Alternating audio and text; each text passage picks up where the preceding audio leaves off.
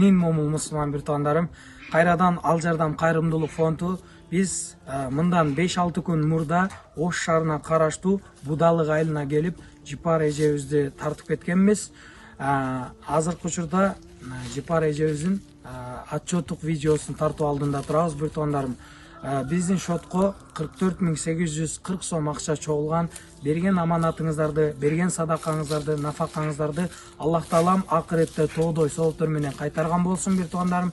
Баарыңыздарга чоң рахмат. Аллах разы болсун иншаллах.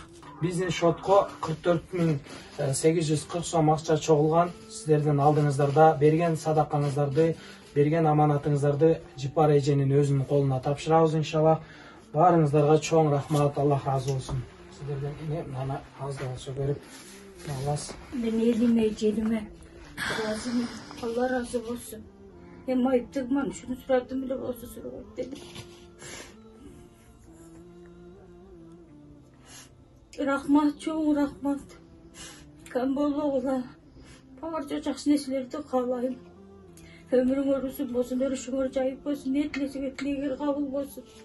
Ушу жокчулуктун айынан, ушу майыптыгымдын айынан сурадым эле. Алла разы болсун, камбологула. Амин. Баарыңыздарга чоң рахмат. Менин момун мусулман бир туугандарым. Ким кайсыл жерден салган болсо, эми бул жакта Россия жергесинде иштеп жүргөн мигрант болуп, биздин досторубуз, агаларыбыз, инелерибиз, эже карындаштарыбыз берген акчалар, баарыңыздарга чоң рахмат бир туугандарым. Аллах разы болсун сиздерден.